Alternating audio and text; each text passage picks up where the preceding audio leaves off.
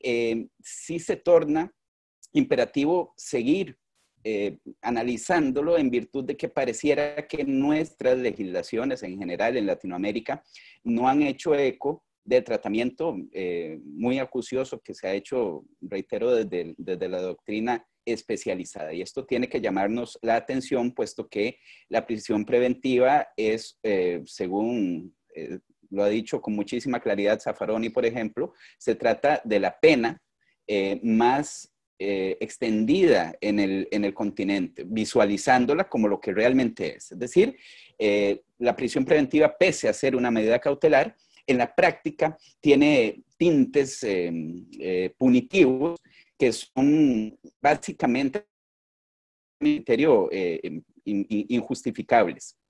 En la estructura de esta pequeña charla que vamos a dar va a ser la siguiente. Quisiera hacer un preámbulo sobre algunos aspectos de carácter probatorio, que si bien no están estrictamente ligados con el marco convencional, digo estrictamente porque la Corte Interamericana no ha realizado un análisis especialmente acucioso sobre este tema de la prueba no solamente en materia de prisión preventiva, sino en materia de procesos judiciales. Es decir, se ha limitado en algunas resoluciones a establecer algunos parámetros mínimos, parámetros marco, pero no se ha vinculado en cuanto a la estructura, por ejemplo, del razonamiento probatorio y aspectos tan esenciales como los estándares de prueba en materia de prisión preventiva. Entonces, me parece que es un preámbulo absolutamente necesario. Posterior a esto, vamos a analizar un poco algunos temas que la Corte sí ha desarrollado con mayor rigor, si se quiere, y finalmente vamos a analizar un poco cómo se entiende el control de convencionalidad, cómo debemos entenderlo, y especialmente el control difuso de convencionalidad, donde, por supuesto, les voy a brindar mi criterio sobre cómo o cuáles son las potestades, las posibilidades reales de los órganos jurisdiccionales para actuar conforme con los parámetros convencionales, teniendo claro que a veces las altas cortes suelen estar direccionadas por aspectos no jurídicos, sino más bien políticos, y esto las torna su actuar en una regulación básicamente de papel y tinta, ¿verdad? Y esto es peligroso. Es decir, tenemos cortes constitucionales, por ejemplo, que se han hecho de la vista gorda en cuanto a aspectos clarísimamente lesivos o contradictorios con los parámetros convencionales y han avalado que se sigan o que se modifique la legislación positiva procesal para efectos de ampliar la regulación de la prisión preventiva y su uso. Un ejemplo clarísimo que los compañeros mexicanos, por supuesto, tienen aún más claro, es el de la prisión preventiva oficiosa, ¿verdad? Algo que uno no termina de entender, ¿verdad?, en cuanto a su compatibilidad con el sistema interamericano. Pues bien, siempre me gusta empezar los temas de prisión preventiva con una frase de Alberto Bovino que dice así: la prisión preventiva es la privación por tiempo indeterminado que se impone por un hecho pasado que no se ha podido probar, justificada por un hecho que podría ocurrir en el futuro que es imposible de probar. Esta frase imbuye en sí lo etéreo que es el concepto de la prisión preventiva en cuanto a su instrumentalización. Es decir, hablamos del encierro, de la limitación de la libertad de tránsito de un individuo, pese a que no ha habido aún, no se ha transitado el derrotero del proceso y partiendo de un hecho futuro que técnicamente no es posible bajo ninguna circunstancia probar, ¿verdad? No podemos probar algo que no ha ocurrido simplemente. Entonces hay una imposibilidad práctica de probar ese hecho. Esto nos tiene que llamar la atención porque los modelos procesales en general hablan, y bueno, la Corte Interamericana lo ha dicho reiteradísimamente, hablan de la necesidad de fundamentar las resoluciones judiciales cualquiera que sea esta. Y evidentemente, si no existe una adecuada motivación, primero, no se cumpliría este requisito y correlativamente se vería afectado el derecho de defensa técnico y material de la parte imputada. Es decir, la pregunta sería, si a mí me encierran preventivamente con estándares mínimos, básicamente con una resolución judicial que en términos reales no está razonando probatoriamente cómo me defiendo de ese acto que en esencia es exactamente igual que la condena.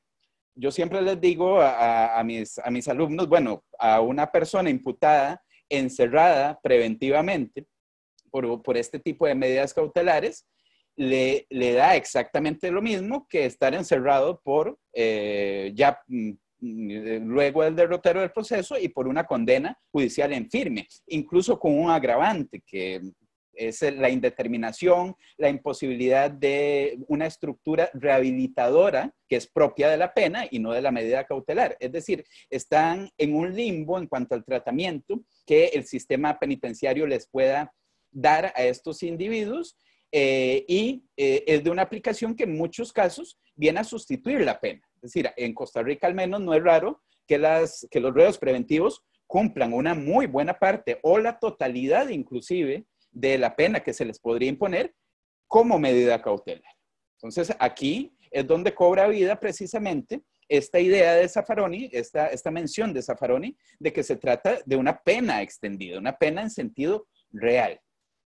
Pues bien, lo primero que hay que decir en cuanto a la estructura de la prisión preventiva es que partimos de que tiene que haber una justificación tanto de las premisas normativas como de la premisa fáctica. La premisa fáctica va a ser, ahí se va a concentrar el razonamiento estrictamente probatorio, es decir, cómo corroboramos los enunciados que constituyen precisamente la gestión fiscal de prisionización cautelar de un individuo. En cuanto a la premisa normativa, tradicionalmente se ha entendido que la medida cautelar como tal no presenta un roce con el principio de presunción de inocencia. Esto parte básicamente en el tratamiento doctrinario generalizado en nuestro continente de que ha habido una regulación conjunta tanto de la presunción de inocencia como de la prisión preventiva. Muy bien. Esto se da así desde la Revolución Francesa, desde 1789, básicamente. Se reguló en la Declaración de los Derechos del Hombre y el Ciudadano la presunción de inocencia y posteriormente en diversos instrumentos de derecho internacional fue asumido así en las legislaciones procesales de nuestros países y al mismo tiempo se regulaba el encierro cautelar. Entonces, se ha venido a decir que por un principio de plenitud hermética del orden jurídico, entre otros, al estar ambas reguladas, pues tendrían que ser de alguna manera compatibles, pero no se ha ahondado en cómo es posible que sean compatibles ambas figuras. Para mí, sencillamente la presunción de inocencia y la prisión preventiva no se pueden sentar en la misma mesa, es un disparate. Específicamente, cuando se visualiza la presunción de inocencia como regla de trato. Es decir, sencillamente una persona que no ha tenido una condena en firme y que es encerrada, no está siendo tratado como inocente.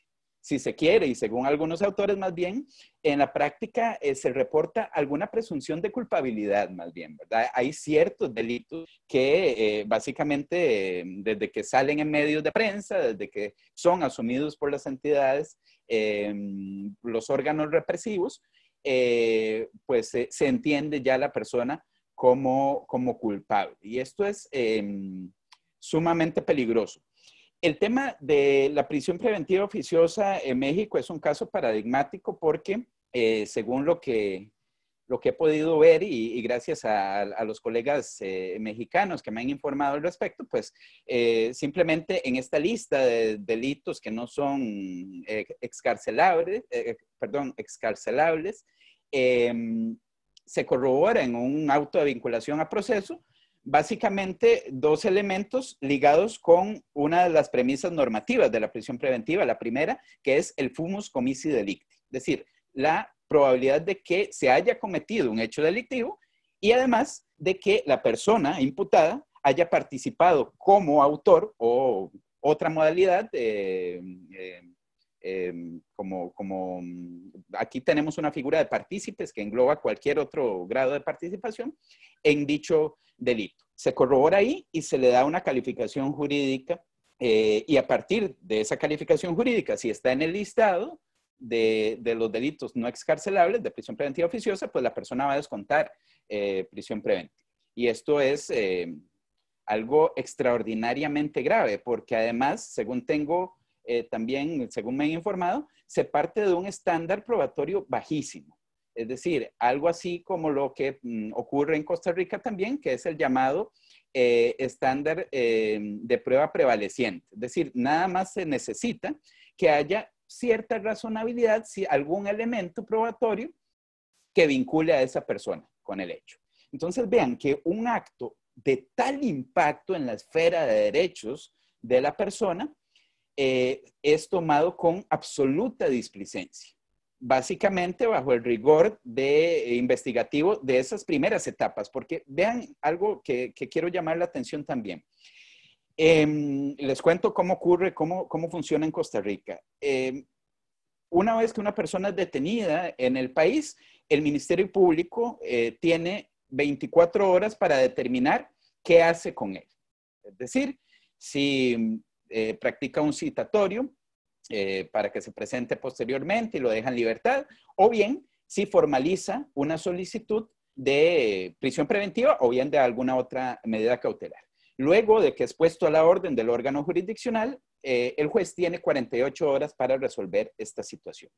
Entonces, lo que tenemos que ver es, amigos y amigas, que se trata de una etapa inicial del procedimiento en donde, por supuesto, va a haber limitaciones enormes para que las partes puedan traer prueba exculpatoria, porque partimos de que el Ministerio Público pudo haber sostenido una investigación previa por mucho tiempo. Y a pesar de que se tenga que descubrir esa prueba o que tenga que aportar, si tenga que informársele a la parte imputada, pues lo cierto es que ya para el momento de la detención, el momento en que se impone el conocimiento del proceso, se va a tener muy poco tiempo, muy corto tiempo para preparar adecuadamente la defensa técnica y material.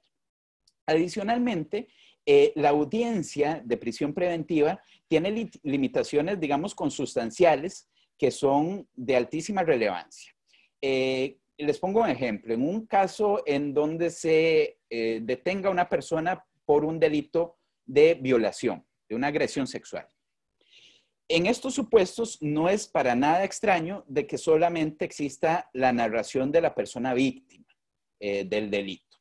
Y esta narración no se incorpora o no es traída al proceso en esa primera etapa mediante la manifestación directa de la víctima, sino mediante una denuncia. Entonces, el Ministerio Público llega con este escrito de denuncia que tiene además otros vicios, por ejemplo, que la toma un sujeto, un secretario fiscal, y que por supuesto puede tener sesgos, es decir, no necesariamente lo que se menciona en este escrito es lo que la víctima narró, puede haber alguna variación más o menos significativa.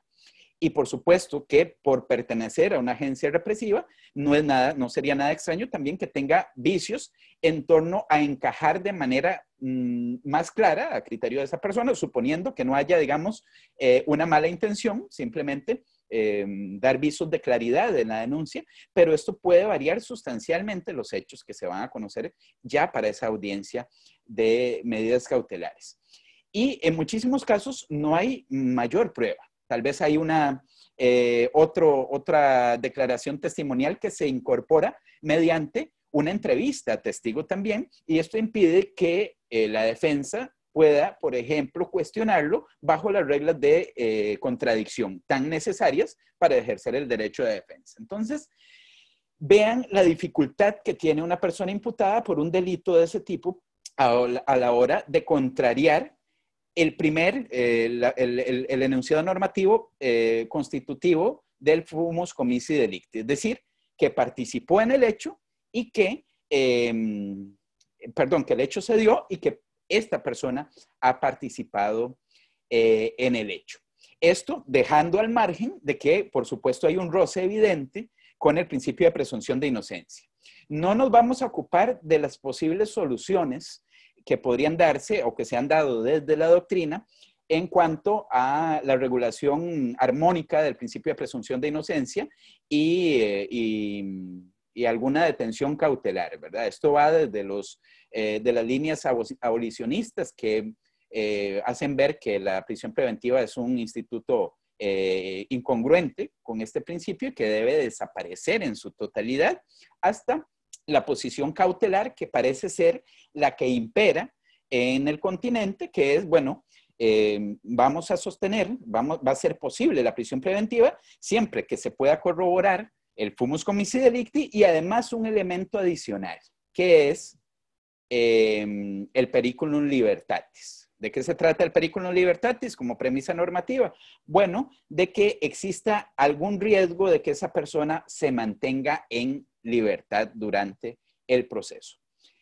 Esta posición, que ha sido asumida directamente por la Corte Interamericana, que vamos a ver después algunos votos donde se menciona específicamente que las causales de prisión preventiva tienen que ser de carácter procesal. Por supuesto que no tiene lugar en cuanto a la regulación de la prisión preventiva oficiosa en México. Ahí no hay ningún viso cautelar de ninguna manera, es decir, se omite absolutamente esa posición cautelar. Es difícil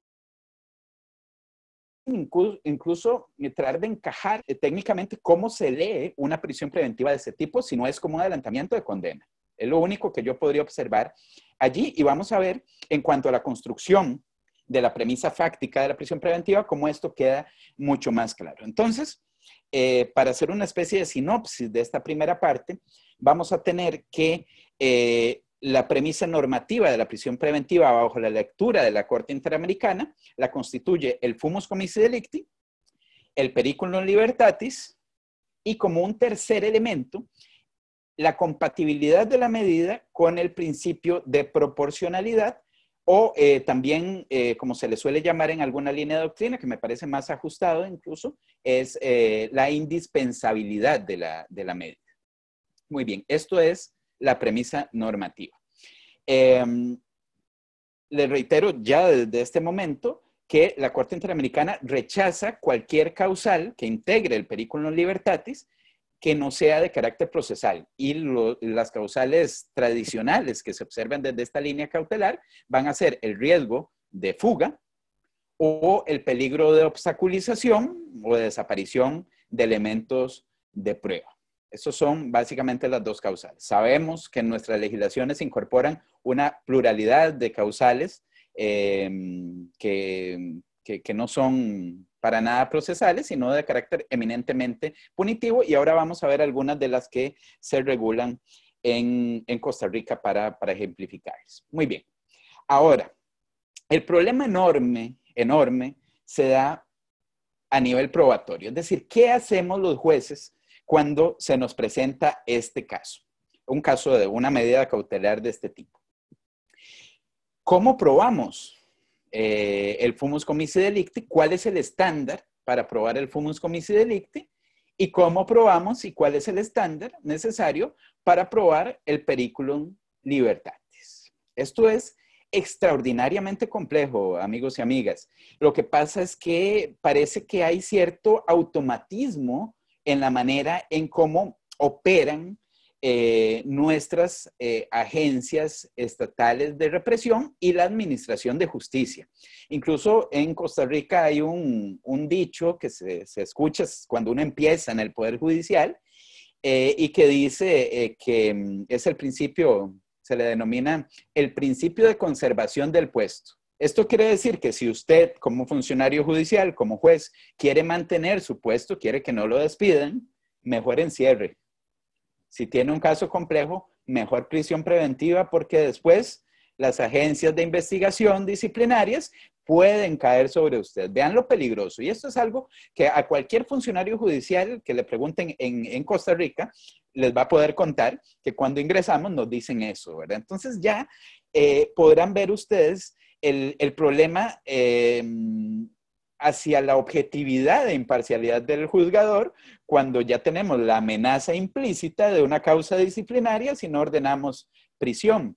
O cuando tenemos también la amenaza, esta ya no es implícita, sino explícita, de los medios de comunicación que en sus titulares se nutren precisamente de los casos en donde hay libertad en supuestos, por ejemplo, de flagrancia, en donde la gente dice, pero ¿cómo es posible que atrapen a esta persona y que 2 días después esté caminando? Y esto es básicamente porque no se entiende cómo funcionan las medidas cautelares, que son precisamente eso, son cautelares, son protectoras del proceso. Si no entendemos eso, por supuesto que a las personas, al común de la gente, le va a parecer extrañísimo que una persona que los medios de prensa ya han asumido como culpables, pues salga en libertad. Entonces entienden que hay un fallo en la administración de justicia. Claro, esto genera muchísima presión sobre los jueces. No es nada sencillo que en nuestros despachos, cuando salimos de nuestra casa, estén periodistas cuestionándonos nuestras resoluciones. Y esto, principalmente en juzgadores nobles, puede significar mayor represión. Y me parece que esto es lo que ocurre en la práctica. Vean, hay la variante kantiana del imperativo categórico que dice algo así como actúa de tal modo que la máxima de tu acción pueda servir de base para una ley universal. Bueno, esto tiene mucha significación porque decía algún autor que cualquiera de nosotros puede estar seguro de que no va a cometer un acto delictivo, en principio. Pero ninguno de nosotros puede estar seguro de que no se nos va a etiquetar como delincuente. Ninguno de nosotros puede estar seguro de que no nos van a denunciar falsamente, por ejemplo. Ninguno de nosotros puede estar seguro de que no vayan a haber montajes policiales inclusive. Por eso es que es imperativo tener una noción, una visión garantista del proceso y principalmente en esta etapa incipiente del mismo. Hay varios aspectos antes de avanzar al análisis de la premisa fáctica de la prisión preventiva que me interesa analizar. Bueno, ¿qué es lo que está pasando? ¿Qué es lo que ha ocurrido? Bueno, en todas nuestras legislaciones hemos tenido una explosión normativa. Hay conductas que antes no eran delito y ahora sí lo son. Las penas están subiendo. La criminalidad se ataca desde la norma. Y esto es un problema enorme porque parte de lo que considera algún autor como una función promocional del derecho penal. Y esto es absolutamente incorrecto. Más bien, el derecho penal y el proceso penal debe ser un límite para la actividad del poder represivo, para el ius poniendi estatal. Así tiene que visualizarse.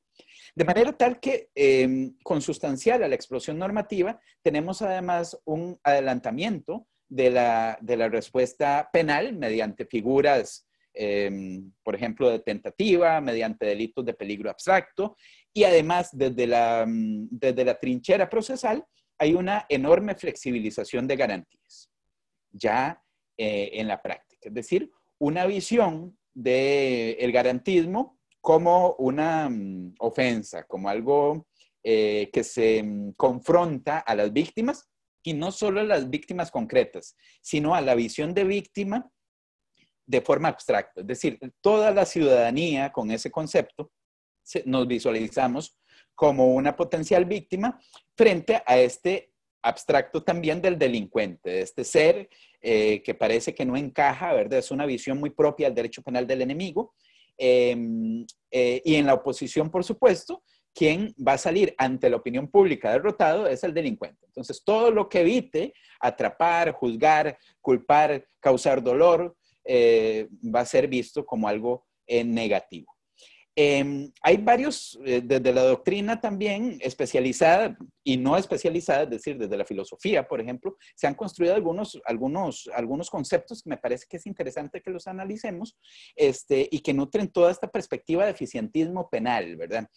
Un autor radicado en Costa Rica, de origen uruguayo, Enrique Pedro Ave Müller, ha hablado de la noción de metodologismo, equiparándolo al hecho de que las personas tendemos a creer que todo marchará bien si se aplica un método. Esto explica que proyectos legislativos, por ejemplo, se vendan como la solución, como la pomada canaria para la solución de todos los problemas sociales, ¿verdad? Esto va muy de la mano con alguna historia que decía que a un emperador se le había presentado un problema de criminalidad en la ciudad y él dijo, muy fácil, dictemos un decreto en donde la criminalidad se acaba. Bueno, esto es metodologismo. Esto es comprar ideas de modificación normativa sin trascendencia o brincándonos el paso de su reflejo en la realidad ciudadana. ¿Cómo puede ser? ¿Cómo efectivamente es correcto que el elevar penas, que disminuir garantías, disminuya criminalidad? Esto no es cierto, lo hemos visto ya con claridad desde estudios especializados de criminología, pero la gente lo sigue pensando así. Entonces siempre son atractivas las propuestas que tienden a encerrar personas. Si se trata de encierro de delincuentes, porque nunca nos visualizamos como delincuentes, además, ¿verdad? Todo está bien. Eso es magnífico. Sartre decía, elaboró el concepto de mala fe ligado al autoengaño. Y esto, vean, como metodologismo y autoengaño va muy de la mano. Va muy de la mano porque nosotros compramos, o la ciudadanía compra, esta idea sencilla de que una norma, de que una ley va a solucionarnos los problemas, a pesar de que si reparamos un poco, si analizamos un poco las cosas, nos vamos a dar cuenta de que es una tontería de niveles exagerados, ¿verdad? Bueno, Zaffaroni, que hablábamos al principio, nos habla del concepto de derecho de cautela. Él habla de que todo el proceso penal se ha vuelto una cautela. Lo que él contempla como medio de derecho. Es decir, los procesos judiciales se resuelven en las primeras instancias. Por eso es que la prisión preventiva es tan importante. Muchas personas, muchos profesionales acá se acercan a uno y le dicen, vean, la lucha por mi imputado se hace en la audiencia de prisión preventiva, porque una vez que se le ordena, la cosa está muy complicada para este. La sentencia va a ser básicamente confirmatoria de esa audiencia, sin garantías, sin contradicción, etc. De manera tal que, vamos a ver, nos debe llamar la atención esto sobre lo acuciosos que tenemos que ser sobre este tema. Y finalmente quería citarles también a Garland, que nos habla de una cultura de control, ¿verdad? Y la cultura de control parte precisamente como punta de lanza del populismo punitivo. Si quieren tener controlada a la población, no hay nada mejor, no hay receta más eficaz que el miedo. El miedo. Y el miedo, la inflación de la delincuencia, aunque esta sea ya realmente grave, pero su inflación a través de las agencias punitivas y la presentación de estos panfletos de resolución de problemas, como si fuese algo tan sencillo, inobservando las razones reales de la criminalidad, inobservando desigualdad social, factores económicos, factores de salud, educativos, etcétera, pues no le hacen nada bien a una sociedad. Y Latinoamérica, desgraciadamente, es el ejemplo más vivo de este efecto del eficientismo penal. Frente al eficientismo que hay, bueno, desde el punto de vista doctrinario nos encontramos la doctrina del derecho penal del enemigo, no vamos a entrar mucho en esto, pero todos la conocen, todos saben sus parámetros. Hay algunos países que la han asumido dentro de sus libretas políticas, pero la mayoría no la asumen, la mayoría simplemente disparan normas, no hay ningún asiento doctrinario. pero digamos que existe la posibilidad de sustentar cierto rigor normativo a partir de la doctrina. Pero me interesa el abordaje desde el punto de vista institucional, lo que les contaba, cómo protege el Poder Judicial a sus jueces para que puedan actuar de manera objetiva, de manera imparcial, desde el orden político también. Los órganos legislativos, reitero, disparan normas por doquier, porque es atractivo ante la población. Y desde el plano social podemos ver la importancia de los medios de comunicación, los propios profesionales en alguna medida, muchísimos colegas en algunos foros ajenos, digamos, a los factores jurídicos que serían los que nosotros tendríamos que discutir, asumen esta perspectiva, digamos, de manera irreflexiva, esta perspectiva de eficientismo penal, del carácter promocional del derecho penal. Y por supuesto, el ciudadano como tal, la noción que los núcleos poblacionales tienen. Y además, claro, no es posible inobservar la situación que desgraciadamente tienen algunos países en cuanto a grupos de criminalidad organizada, etcétera, que también van a tener una influencia enorme en algunos supuestos en los jueces. Entonces, todo esto debería de verse de una manera menos, o más bien más armónica que lo que ya estamos haciendo, potenciando precisamente la independencia del juez como un factor absolutamente esencial en la administración de justicia. Yo creo que en esto también hay diferentes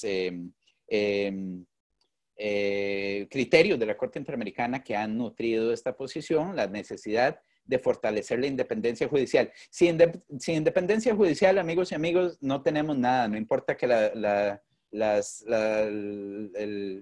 los códigos procesales sean perfectos, no importa que los jueces sean muy instruidos, no importa que todo funcione muy bien. Si no hay independencia judicial, la justicia se va por el retrete sencillamente.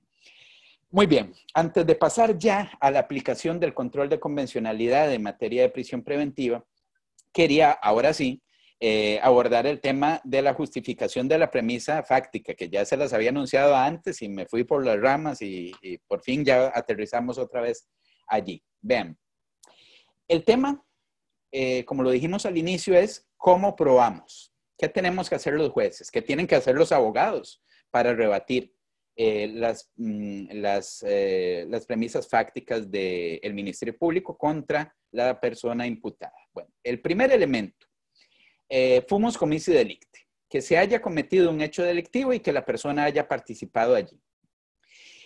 Existe cierto acuerdo en que hay alguna equivalencia entre los elementos epistémicos que voy a llevar al proceso para nutrir, que el Ministerio Público lleva al proceso para nutrir ese enunciado probatorio, y lo necesario para condenar, ¿verdad? Al final se trata, de alguna manera, de la reconstrucción de un hecho. Muy bien, que se ha cometido, reitero, que se ha cometido un hecho delictivo y que la persona que tenemos allí imputada ha sido partícipe con consecuencias penales en este. El punto fundamental es cuál es el estándar, cuál debería de ser el estándar o cuál es el estándar en nuestras legislaciones. Vean, la situación en Costa Rica es extraordinariamente compleja porque no tenemos estándares. No tenemos estándares para nada, ni para la prisión preventiva, ni tenemos estándares para el auto de apertura a juicio, ni siquiera tenemos estándar para la condena. Entonces, es algo más o menos intuitivo lo que hacen los jueces, o lo que hacemos los jueces. Se considera, como en la mayoría de los países del área, que el estándar tiene que ser muchísimo más bajo que el necesario para condenar. Como les decía, creo que la lectura que también tienen en México y los compañeros que están conectados de Perú tal vez después me dicen, creo que en Perú también es una situación bastante similar. Es un estándar de prueba prevaleciente, es decir, como la mitad más uno, es decir, tiene que haber un poquito más de prueba incriminatoria que de prueba exculpatoria. Si existe eso, aunque sea mínimo, ya vamos a tener por cumplido el estándar, el fumus comissi delicti. Yo creo que esto es incorrecto por varias razones. Me parece que el estándar necesario para la prisión preventiva tendría que ser muy alto, incluso equivalente a el necesario para condenar. El problema desde el punto de vista doctrinario es que algunos autores, como el doctor Ferrer Beltrán, por ejemplo, dicen, bueno, pero es que sí, yo tengo el mismo estándar para condenar que el necesario para cumplir con el fumus comissi delicti, si tengo por cumplido el fumus comissi delicti, ¿para qué continúo con el proceso? Ya podría acabarse porque ya tengo prueba suficiente para determinar que esa persona es responsable del hecho que se le acusa. Bueno, yo he abrazado una postura de un autor italiano con algunas variantes que se llama Paolo Ferrua y que él sostiene que la diferencia se da no a nivel de estándar, sino a nivel de enunciado probatorio. ¿Qué es lo que tenemos que probar desde el punto de vista fáctico en cuanto al fumus comissi delicti? Bueno, en la condena tenemos que probar que un hecho X, ese es el enunciado a probar, fue cometido por el sujeto Y. Una reconstrucción de un hecho pasado. Pero, en cuanto al fumus comissi delicti, lo que vamos a probar es, valga la redundancia terminológica, una probabilidad de condena, es decir, una proyección de condena. Nuestro enunciado fáctico va a ser una proyección de que el sujeto que tenemos al frente pueda ser condenado. Y allí el estándar puede mantenerse equivalente. Sobre esto, amigos y amigas, me encantaría extenderme muchísimo más, pero es un tema muy complejo y nos llevaríamos el resto de la charla en esto.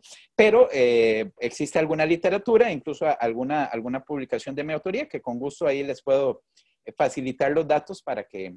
Y otra literatura de Diego Becky, por ejemplo, que es uno de los autores que ha tratado de mejor manera el tema y que puede, digamos, ayudarles a la comprensión de cómo se lee la construcción de este estándar desde esta perspectiva. Pero el problema es el siguiente. Bueno, digamos que sí, que tenemos que tener un estándar muy alto, no el estándar que manejamos actualmente. En principio, las personas se acercan a uno en los foros y le dicen, bueno, pero es que si usted tiene ese estándar, nunca prácticamente impondría una prisión preventiva. Y yo siempre les contesto, precisamente la prisión preventiva es excepcional, señores. La Corte Interamericana ha dicho reiteradísimamente y nuestros propios códigos procesales, por lo general, hablan de la excepcionalidad de la prisión preventiva. Y hoy la prisión preventiva es todo menos excepcional. Es el pan de cada día.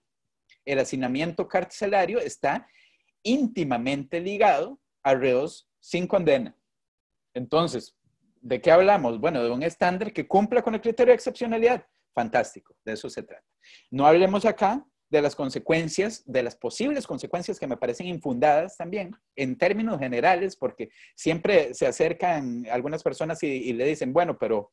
Y eso me ha pasado en muchos foros en México también. Los compañeros creo que en algún momento, don Eric y don Rodo han estado presentes, que te dicen, bueno, pero es que Costa Rica es un país de 5 millones de habitantes y ahí no pasa nada grave, pero acá en México tenemos criminalidad organizada y no podríamos, bueno, vean, aquí también hay criminalidad organizada y bastante grave en esta zona. Incluso yo trabajo en una zona fronteriza donde hay un tráfico de drogas importante, crimen organizado, digamos, a un nivel también significativo, pero bueno, partamos de que el encierro preventivo inclusive no está en términos generales ligado más que todo a esos casos gravísimos, sino que nuestros ROS preventivos suelen estar nutridos de delitos contra la propiedad reiterados, de personas que están bajo el estigma de la criminalización de la pobreza, para ponerlo de alguna manera, que cumplen con un rol social de delincuente. Y esto es lo peligroso. Es decir, hablamos del grueso. Sobre estos casos especiales de criminalidad organizada, podríamos hacer otra lectura y eso podríamos ocuparnos tal vez en alguna pregunta o algún tratamiento posterior. Pero digamos que hablamos del grueso de reos preventivos. Entonces, les decía, en estos supuestos, a la hora de nosotros ocuparnos del fumus comici delicti, vamos a encontrarnos con problemas prácticos de primer orden. El primero es ese, ¿verdad? El primero es la detracción de las personas que dicen, bueno, pero entonces, ¿qué hacemos con ciertos supuestos? ¿Qué hacemos cuando la detención preventiva no es excepcional, como debería de ser? Ok, ya hemos visto que normativamente debe ser excepcional. Debe ser excepcional. El segundo punto es, ¿qué pasa cuando no tenemos estándares o los estándares son evidentemente bajos? En Costa Rica se habla de suficiencia, de razonabilidad, se habla incluso utilizándolo no jurídicamente de los términos presunción, de suficiencia de pruebas, etc. Esto para mí no es un estándar. Eso es un concepto vacuo, pluriinterpretable, que se puede llenar de contenido de mil maneras. Inclusive es interesante que en Perú hay alguna casación que ha venido a llenar esos, de alguna manera, más o menos vaga, estos conceptos estos estándares para cada una de las etapas. Me parece que es una intención loable, pero no logran el cometido, es decir, no se crea un estándar. Entonces, al final, ¿qué hacemos con ello? Bueno, vean. En el caso costarricense, yo he partido de que ante la ausencia de estándares construidos legislativamente, el doctor Ferrer Beltrán nos dice, bueno, los estándares probatorios en cualquier caso tienen que ser construidos desde el Poder Legislativo porque es una decisión política de distribución de error. Si no es así, que la jurisprudencia, los órganos superiores puedan definirlo. Está bien. Pero ¿qué pasa si no se da nada de eso? Bueno, yo creo que los jueces estamos obligados también, ejerciendo control de convencionalidad, a construir pretorianamente un estándar de prueba que sea conforme con el principio de proporcionalidad. Y en esta construcción, creo yo, amigos y amigas, que tenemos que partir de una equivalencia de la prisión preventiva, como decíamos al principio, con la condena. Es decir, el componente aflictivo del encierro en uno y otro es lo mismo. De manera que el riesgo de error también debe ser equivalente. No hay nada peor, en cualquier término que ustedes lo vean, que encerrar a una persona inocente. Y en este caso no sería técnicamente una persona inocente, sino una persona peligrosa. Y el error allí es gravísimo, gravísimo.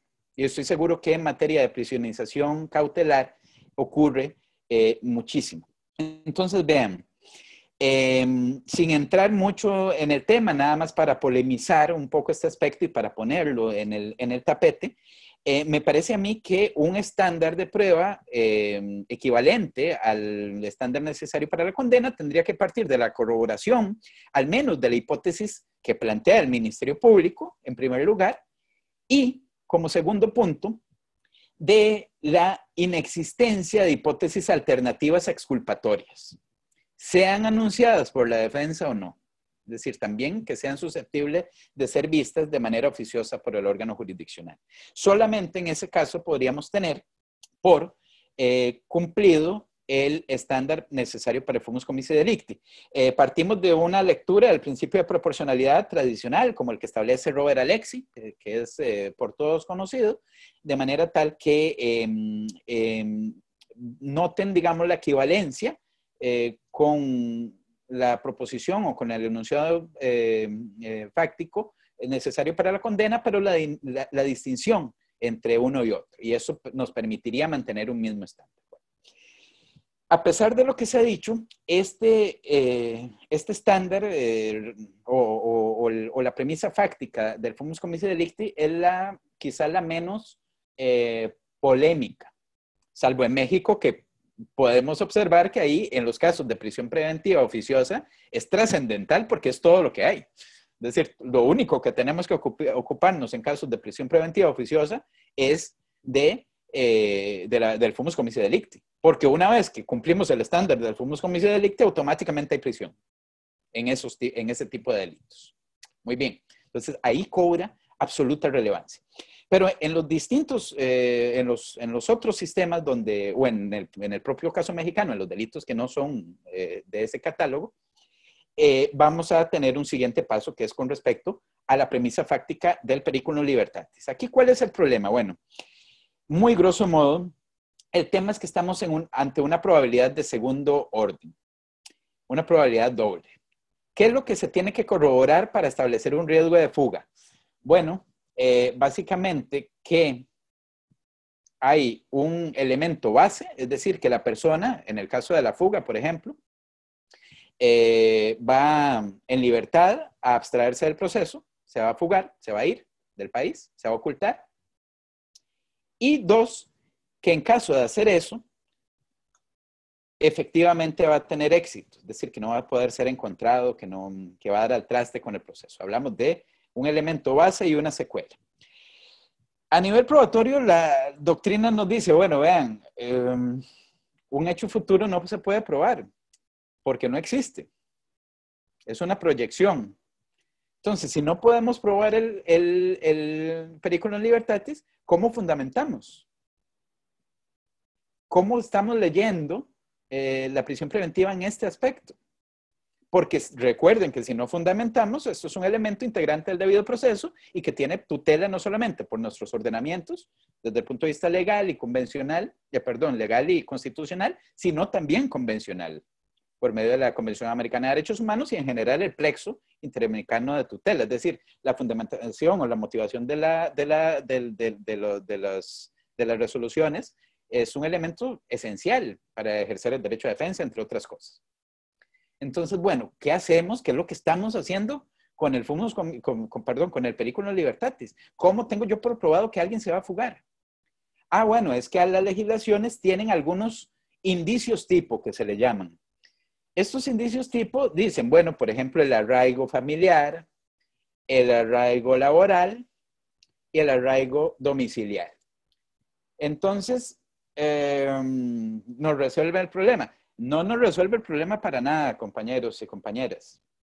Pareciera que sí, pero ¿cómo lo leemos? ¿Qué pasa si una persona tiene un hijo, pero no tiene domicilio y trabajo? ¿Cómo sopesamos estos indicios? Ah, bajo los criterios de razonabilidad. ¿Qué me está queriendo decir con razonabilidad? ¿Cómo controlan las partes de la razonabilidad? No estamos confundiéndolo con arbitrariedad e intuición.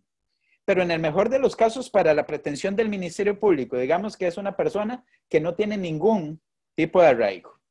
Una persona extranjera no tiene ningún tipo de arraigo. Y el Ministerio Público dice, hay fuga. De esa ausencia de arraigos yo puedo derivar, bajo un razonamiento inferencial adecuado, que la persona se va a fugar. Yo creo que eso es imposible. No es posible hacerlo, compañeros y compañeras, porque bajo el esquema argumentativo de Toulmin, que todos conocerán también, partimos de datos para llegar a una conclusión y en el medio tenemos dos elementos que son garantía y respaldo. Ese es el esquema argumentativo simplificado de Toulmin. Y el pegamento que une los datos con la conclusión es una máxima de experiencia o una generalización que tiene que ser nutrida de forma epistémica, es decir, no puede ser un prejuicio. Entonces, para derivar yo del dato o el indicio, que es la ausencia de arraigo, la conclusión, que es que la persona se va a fugar, necesito algo en el medio que me diga que las personas que no tienen arraigo se fugan. ¿Eso existe? No. No existe porque podríamos pensar, bueno, tal vez algún criterio estadístico que nos digan que ciertos sujetos en estas condiciones tienden a fugarse. El 95% de los sujetos se fugan en procesos. Primero, esos datos no existen en la mayoría de nuestros países. Pero si existieran, tendrían un problema en cuanto a la selección de los datos que son tomados en cuenta para establecer la estadística. Es decir, a quienes se tomó como base de estudio, personas, hombres o mujeres con ciertas condiciones de educación, sociales, etc. De manera tal que siempre va a haber un problema en cuanto a los criterios para determinar la estadística, que reitero, casi nunca existe. Y en tercer lugar, la estadística no mediría nada en cuanto al caso concreto, de forma tal que tendría que recurrir a criterios de psicología conductual, por ejemplo, que me digan que hay una cierta reacción determinada a partir de ciertos hechos que pueda corroborar que me arroje una probabilidad más o menos fuerte. Y ese sería el criterio de generalización. Eso se hace. Siquiera es posible hacerlo. Bueno, la psicología judicial tiene límites actualmente y no nos permite derivar esos datos. De manera tal que nosotros estamos resolviendo la premisa fáctica de las prisiones preventivas sin ejercer razonamiento probatorio. Lo que estamos haciendo es definir el peligro. Saltamos de la corroboración, por ejemplo, de la ausencia de prueba, saltamos a la conclusión. ¿Estamos ejerciendo el razonamiento probatorio? De ninguna manera, porque no hay inferencia. Porque no hay una máxima experiencia que me lo ligue. En términos generales, podemos decir que nuestras resoluciones son infundamentadas si operan así. ¿Cuál es la única manera, según alguna línea de doctrina dentro de la cual me incluyo, de que se pueda razonablemente determinar en estos casos un ejercicio de razonamiento probatorio? Bueno, reduciendo la probabilidad de doble probabilidad a una probabilidad sencilla, es decir, que ya haya habido un intento efectivo de fuga. Esto me cumple con el criterio base y a partir de allí yo puedo derivar una proyección. Se asimila entonces a el fumus commissi delicti en cuanto a la lectura del razonamiento probatorio. Y lo mismo pasaría con el riesgo de obstaculización. Tendría que haber ya un intento, tendría que haber ya un elemento. Pero si lo construimos sencillamente como un hecho futuro de doble piso, sería virtualmente imposible ejercer razonamiento probatorio y nuestras resoluciones técnicamente estarían infundamentadas. Vean lo grave que es esta afirmación. Por supuesto que desde el punto de vista práctico podría decirse, bueno, pero no vas a imponer prisión preventiva nuevamente, no vas a poner en prisión preventiva casi nunca. Efectivamente, señores, así debería de ser jurídicamente el ejercicio jurisdiccional, el control jurisdiccional de la detención cautelar. Bueno, este preámbulo de 1 hora más o menos era lo que les quería decir sobre los aspectos del razonamiento probatorio. Ahora sí vamos a entrar con el núcleo de la cuestión. Vean, desde el punto de vista convencional hay muchísimos aspectos que podemos tomar en cuenta para la orden de prisión preventiva. Vamos a obviar los más evidentes, valga la redundancia, es decir, derecho a defensa, etcétera. Eso vamos a obviarlo. Vamos a los aspectos más controversiales. El primero que me gustaría destacar, que tiene asidero convencional, especialmente en un criterio orientativo que se destaca en el informe 3507 de la Comisión Americana de Derechos Humanos, el caso denominado como Peirano Vaso versus Uruguay. Allí la comisión establece la llamada teoría del no plazo. La teoría del no plazo nos dice que cualquier detención cautelar va a estimarse, va a reputarse como desproporcionada si supera 2/3 de la posible pena a imponer, del extremo mínimo de la posible pena a imponer. Ese sería un límite establecido por la convención, sin que esto quiera decir que todo lo que esté por debajo de ese límite esté bien, ¿verdad? Es simplemente un tope. Esto es un aspecto que tendríamos que tomar en los órdenes internos en cuenta para determinar la proporcionalidad de los plazos de prisión preventiva. Ya no hablamos aquí de los aspectos de procedencia de la detención cautelar, sino de las cualidades de esto, es decir, de las características específicas de esto. Bueno, en cuanto a la aplicación excepcional, que ya la hemos mencionado, que también tiene respaldo convencional, la Corte Interamericana ha dicho reiteradísimamente que va a ser de aplicación no solamente en el control concentrado que ejerce la propia Corte, sino en el control difuso que ejercen todos los órganos jurisdiccionales y administrativos de los estados parte, el plexo convencional, es decir, el corpus iuris interamericano de derechos humanos se nutre de otros instrumentos de tutela que no son precisamente convenciones. Dentro de estos destacamos como trascendentales las llamadas reglas de Tokio y las reglas mínimas de Mallorca. Estos son elementales. Yo siempre en las resoluciones en las que participo, hago eco de estos instrumentos. Un aspecto importantísimo, amigos y amigas, la valoración de la resolución que ordena o rechaza la prisión preventiva en segunda instancia. Es decir, el derecho al recurso en cuanto a la detención cautelar.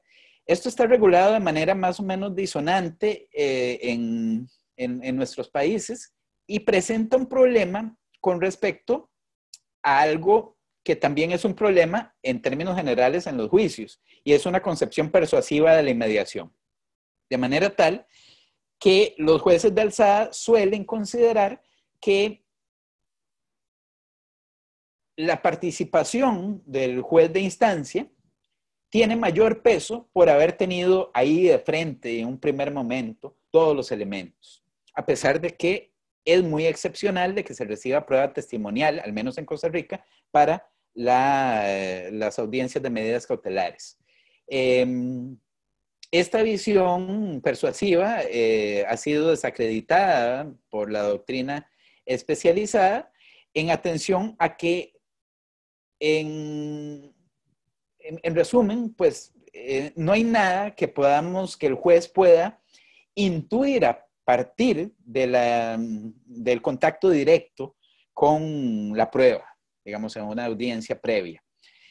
¿Cuál es la relevancia de la inmediación? Bueno, entre otras cosas, como aspecto medular quizá, la potenciación del principio de contradicción, es decir, con la inmediación el juez puede controlar la participación de las partes, puede controlar también ejercer preguntas, etc. Pero nada más. De manera tal que tendríamos que concentrarnos en cómo se evalúa esta audiencia, estas audiencias o estos recursos en segunda instancia. Cuarto punto, también muy ligado con la teoría del no plazo, la aplicación del principio de proporcionalidad. Vean, el principio de proporcionalidad es transversal a cualquier actividad en materia penal, en cualquier acto, en cualquier momento, en cualquier resolución. Siempre tiene que haber algún tipo de ponderación de intereses en juego. Y hay que recordar que, al menos desde mi perspectiva, debemos excluir la función promocional del derecho penal, del proceso penal. Una función promocional que nos haga ver a los funcionarios como paladines de la justicia en la lucha contra la criminalidad. De eso se encargan las agencias de represión primaria.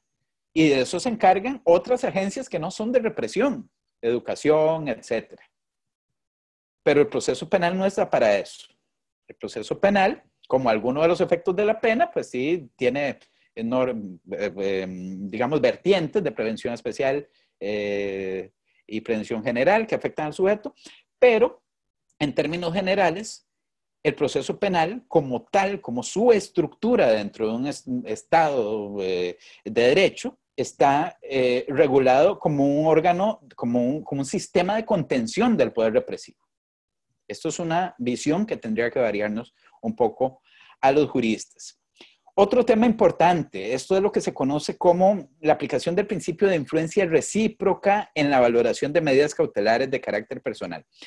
Así muy rápidamente, amigos y amigas, acá se trata de que no es extraño, al menos en el país, de que se tienda a sumar las causales de prisión. Es decir, tenemos a un sujeto que no tiene arraigo domiciliar y familiar. Y el órgano jurisdiccional dice, bueno, esto en sí mismo no justificaría la prisión preventiva, pero es que además esta persona hizo una amenaza de muerte a uno de los testigos. Entonces, además del riesgo de fuga, tengo un riesgo de obstaculización de prueba. Las dos cosas unidas me dan la receta de la prisión preventiva. Esto no es posible. Es posible en materia administrativa, en otros supuestos de medidas cautelares administrativas. En materia penal no es posible porque vean que son aspectos sumamente disímiles. Siempre que se determina una prisión preventiva por alguna causal procesal, alguna de estas va a tener el peso completo de la prisión preventiva. Alguna de estas va a ser definitoria. O la fuga o la obstaculización. Nunca van a ser susceptibles de ser sumadas. Y finalmente, el punto al que nos abocaremos de seguido es cuáles son las causales propicias para la detención cautelar. Bueno, en Costa Rica ya les decía que se regula, vean la disonancia. Nuestro Código Procesal Penal establece en el artículo 238 que las medidas cautelares van a servir para asegurar el descubrimiento de la verdad y la actuación de la ley. Magnífico. Pareciera que esto es procesal. Noción cautelar, que es convencional. La Corte lo ha determinado así, ya veremos. El artículo 239, sin embargo, establece peligro de fuga, causal procesal, porque sin reo no tenemos proceso, no se permite el juzgamiento en ausencia, salvo en algunas legislaciones como la italiana. Peligro de obstaculización, de afectación de prueba, pero incorpora el riesgo de reiteración delictiva y el peligro para la víctima. La reiteración delictiva no es una causal procesal, en nada afecta al proceso que el imputado en libertad siga cometiendo delitos, aunque suene frío decirlo, pero en nada afecta el proceso.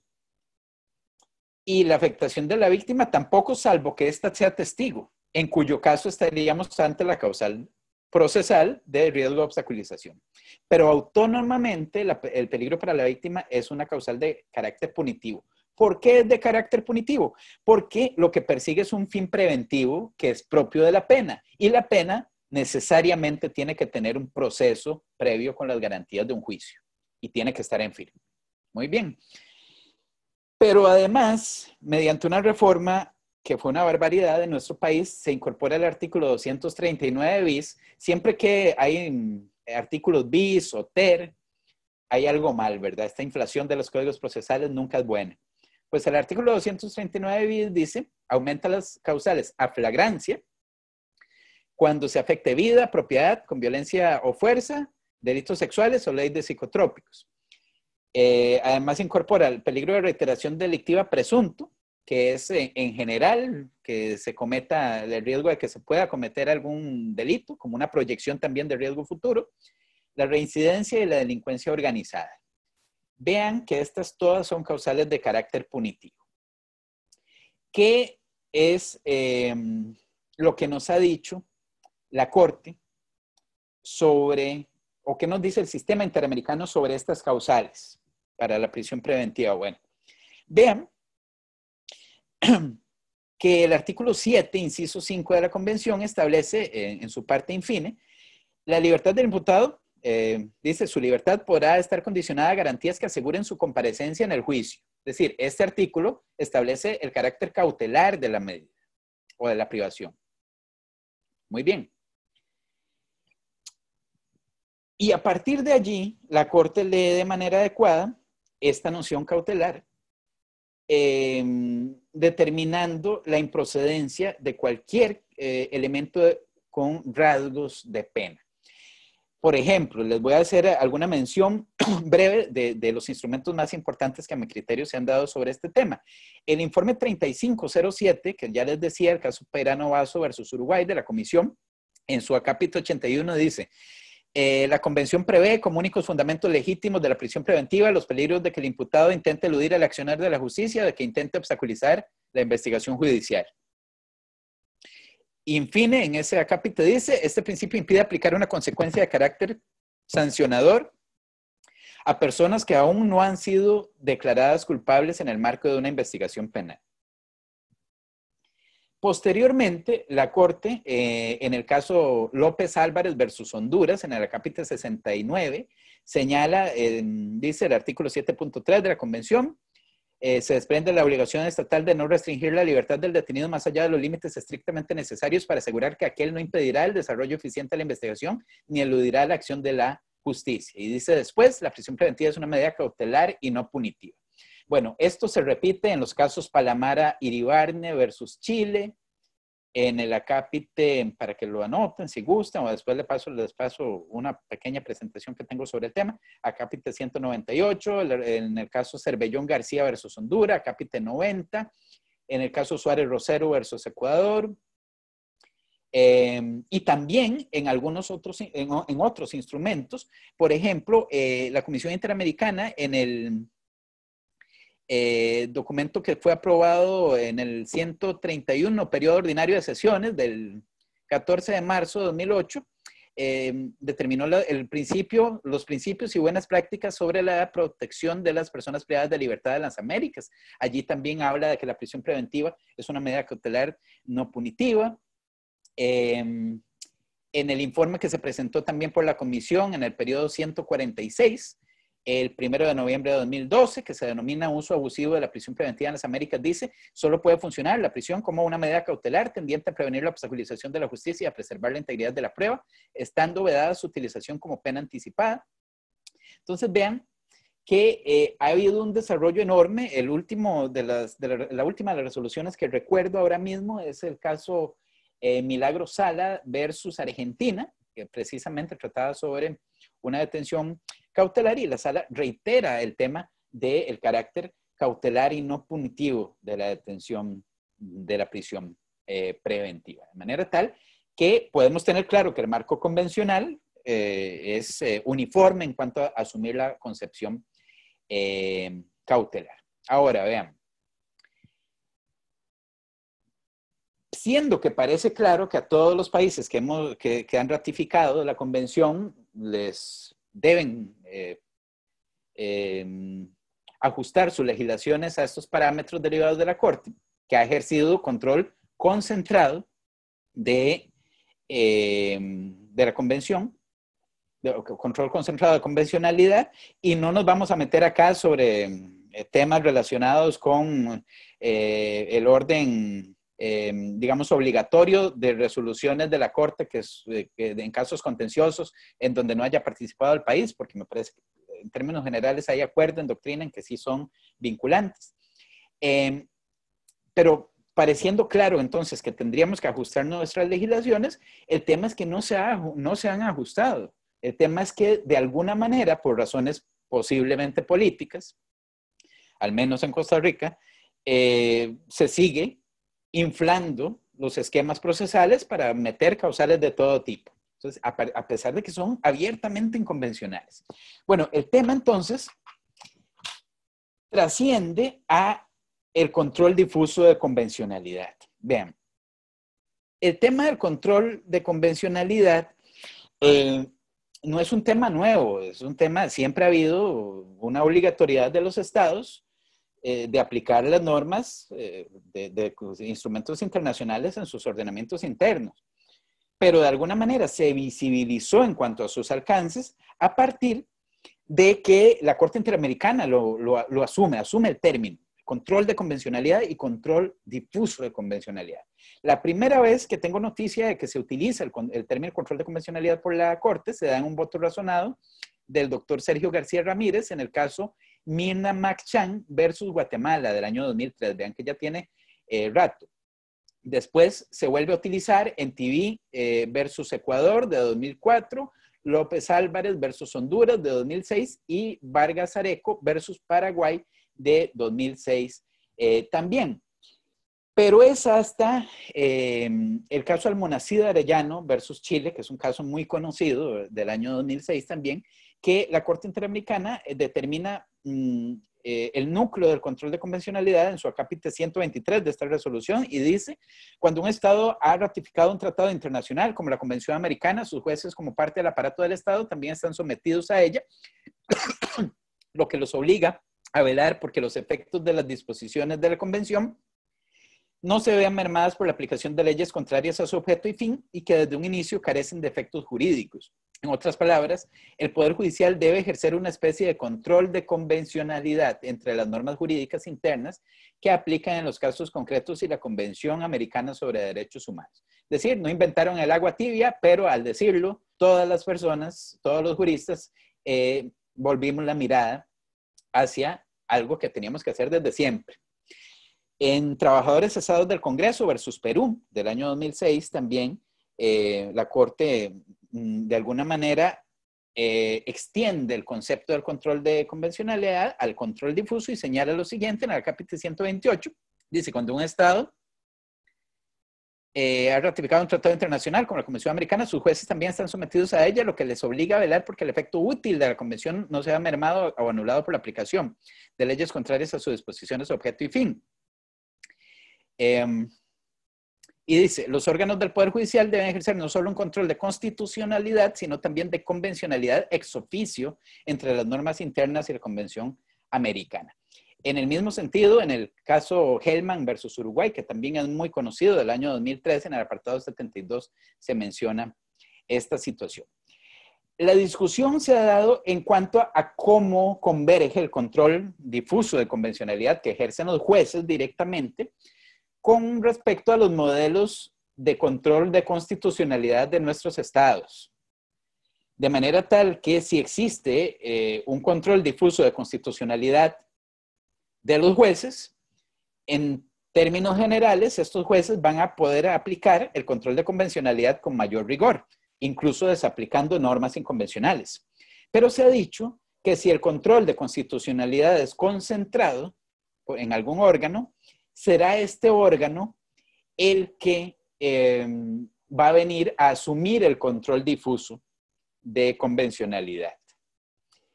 A mí esto me parece incorrecto por varias razones. Yo creo, y esto sé que para algunos va a ser algo así como mucho activismo judicial y gobierno de los jueces y demás, ya estoy acostumbrado a ese tipo de motes, pero de verdad creo que ante la inercia de las salas que están bastante politizadas en muchos casos, los jueces nos vemos no solamente autorizados, sino en la obligación de ejercer un control difuso de convencionalidad. Y hay una razón que se sustenta en bastante doctrina para entender que el control de convencionalidad va a operar también en aquellos casos en donde haya control concentrado de constitucionalidad. Porque vean que pensar que el control en sistemas donde hay una sala constitucional o un tribunal constitucional, el control de convencionalidad se ve concentrado es decir, el control de difuso de convencionalidad se vería concentrado en una sala interna del país. Yo creo que eso puede ser así en cuanto a la desaplicación erga omnes de una norma, pero no así en cuanto a la desaplicación interpartes con efectos ex nunc para el caso concreto y en cuanto a la interpretación conforme a los parámetros convencionales. Es decir, los jueces ordinarios, sin importar el sistema de control de constitucionalidad, tenemos potestades para aplicar directamente las normas convencionales en materia de prisión preventiva o en cualquier otra. ¿Qué es lo que puede cambiar? Y esto, les voy a hacer una cita de Eduardo Ferrer MacGregor, quien fuera juez de la Corte Interamericana, que dice lo siguiente: el grado de intensidad del control difuso de convencionalidad disminuirá en aquellos sistemas donde no se permite el control difuso de constitucionalidad y por consiguiente no todos los jueces tienen la facultad de dejar de aplicar una ley al caso concreto. En estos casos es evidente que los jueces que carecen de tal competencia ejercerán el control difuso de convencionalidad con menor intensidad sin que ello signifique que no puedan realizarlo en el marco de sus respectivas competencias. Dice, posteriormente, debiendo en todo caso realizar una interpretación convencional de la misma. Es decir, efectuar una interpretación conforme no solo a la Constitución Nacional, sino también de la Convención Americana y de la jurisprudencia convencional. Vean que acá hablamos de algunas de las características del control de convencionalidad que ha señalado la Corte: el efecto útil, la visualización del juez nacional como juez interamericano, el carácter difuso, porque, reitero, si entendemos que todo se concentra, que el carácter difuso o el control difuso se concentra a su vez en un solo órgano, deja sin contenido lo que la propia Corte ha entendido con respecto a la aplicación de la Convención, que debe ser ex oficio, es decir, aún sin intervención de las partes, y que se trata de todo el bloque de convencionalidad, no solo de la Convención Americana como tal. también de la jurisprudencia, de los instrumentos internacionales, etc. Y ya como decimos en Costa Rica, para poner el huevo, para llegar a una conclusión sobre estos aspectos, porque vean, a mí me causó cuando estuve muy metido analizando estos temas, lo que me causaba estupor, incluso en la resolución de la Corte, incluso en los documentos que los propios miembros de jueces interamericanos en la doctrina, ya que como publicación, señalaban, era la abstracción, y es que creo que es una abstracción maliciosa, es decir, como que nadie quiere decir las cosas claras, ¿verdad? Porque todo esto no nos dice con mucha claridad, bueno, pero específicamente yo, juez ordinario en modelo con control concentrado de constitucionalidad, ¿qué diablos puedo hacer? ¿Cuáles son mis competencias? ¿Qué hago si una norma es abiertamente inconvencional, como lo es una causal de prisión preventiva que sea punitiva? Bueno, yo creo, delineé, y esto es una construcción meramente mía, tres posiciones, vean. La primera es la posición radical negativa del control difuso de convencionalidad. Esta básicamente señala que las posibilidades de ejercer el control difuso de convencionalidad por parte de los jueces ordinarios se va a ver supeditada al control de constitucionalidad que opera en el Estado. De forma tal que si hay control concentrado, ese órgano va a ejercer el control de convencionalidad y los jueces tenemos que guardarnos nuestra rabia y operar conforme lo que diga ese órgano. Y ya, y se acabó. Esta opción para mí debe descartarse en cualquier sistema. La posición intermedia o moderada del control difuso de convencionalidad señala que los jueces ordinarios se ven imposibilitados para desaplicar normas inconvencionales, no obstante, pueden y deben realizar una interpretación conforme del derecho interno con relación a los parámetros convencionales, desechando aquellas interpretaciones incompatibles. Desde este planteamiento, entonces, se va a mantener la norma, pero se admite un control menos intenso de convencionalidad, que es algo como lo que nos decía MacGregor, encontrándose una interrelación, entonces, entre el sistema de control de constitucionalidad y el control de convencionalidad, sin que esto implique que los jueces no autorizados a desaplicar normas inconstitucionales tampoco pueden hacerlo con respecto al marco convencional. Acá no va a ser posible, entonces, la desaplicación de la norma interna, pero sí su interpretación conforme a los parámetros convencionales. Y la posición radical, para mí esta posición, le reitero, es posible en cualquier modelo. Pero también es posible la posición radical positiva del control difuso de convencionalidad, incluso yo lo he aplicado en algunos supuestos. Esta dice algo más o menos así. Conforme con el control, con esta lectura del control difuso de convencionalidad, el juez ordinario puede desaplicar con efectos interpartes y ex nunc aquella norma que es palpablemente contraria al plexo convencional. Aquí hay una distinción entre el modelo de control de constitucionalidad y el modelo de control de convencionalidad. Vean que pueden aplicarse directamente principios convencionales en atención al rango jerárquico que se ostente. ¿Cómo leería, digamos, en el país para ejemplificarlo y ya para concluir mi participación y abrir el espacio para preguntas si las tienen? En el caso costarricense, la Sala Constitucional se encarga del control concentrado de constitucionalidad. Resuelve acciones de inconstitucionalidad, recursos de amparo, habeas corpus, etc. Sus resoluciones tienen efectos erga omnes. Muy bien. Y retroactivos, salvo para sí mismo.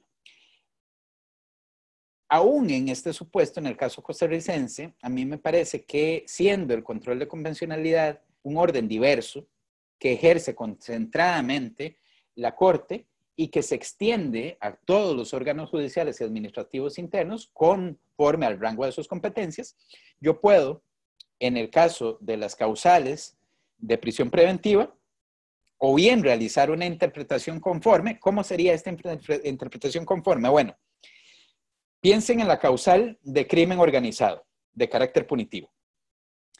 La única manera de leer esa causal en términos convencionales sería que tenga correflejo en una causal procesal. Es decir, que el crimen organizado, en el caso concreto, implique mayores facilidades, por ejemplo, para que el sujeto se abstraiga de la justicia. Piénsese de un capo en la jerarquía más alta de la organización criminal, el narcotráfico, en donde se pruebe que efectivamente tiene medios, que tiene control, que tiene recursos, en donde se pruebe que ya ha estado en fuga, por ejemplo. En este supuesto, yo podría reflejar esta causal inconvencional en el riesgo efectivo de fuga. Eso es una lectura, una interpretación conforme con los parámetros convencionales. Pero también podría directamente desaplicarla para el caso concreto y decir, bueno, es que vean, este peligro aludido de criminalidad organizada es inconvencional porque confronta el artículo 7 de la Convención Americana y punto. No lo desaplico con efectos erga omnes, porque eso solo lo puede hacer la Sala Constitucional. Lo desaplico con efectos interpartes, solo para ese proceso. Y con efectos solo a futuro. Esa sería la diferencia competencial y que me autoriza a mí como juez ordinario ejercer el control difuso de convencionalidad. Hemos puesto como ejemplo el tema de las causales, pero sería aplicable para cualquier otro tema de interés. De mi parte, según mi reloj son las 8:32, entonces creo que estamos cumpliendo con más o menos la hora y media que teníamos, cosa que se extraña, siempre rebaso el tiempo, pero bueno, muchísimas gracias amigos por la paciencia, ojalá que les haya resultado de interés y estoy abierto a cualquier duda, crítica o lo que deseen plantear. Muchísimas gracias, amigo Jeffrey. Excelente participación, excelente ponencia. La verdad es que un lujo escucharte.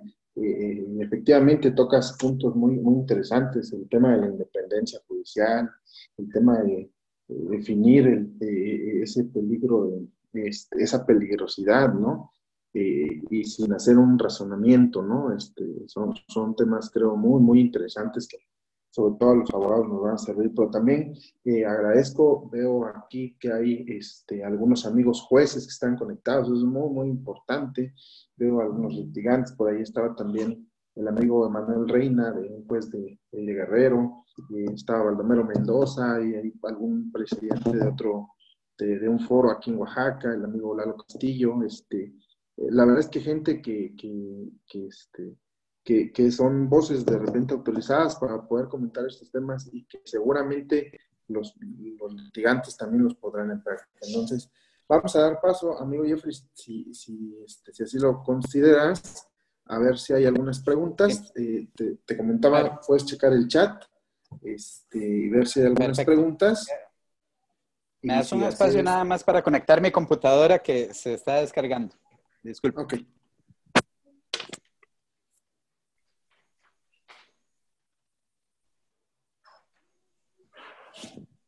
Sí, ya estoy de vuelta. Adelante, sí puedes ver el chat. Sí, vamos a ver.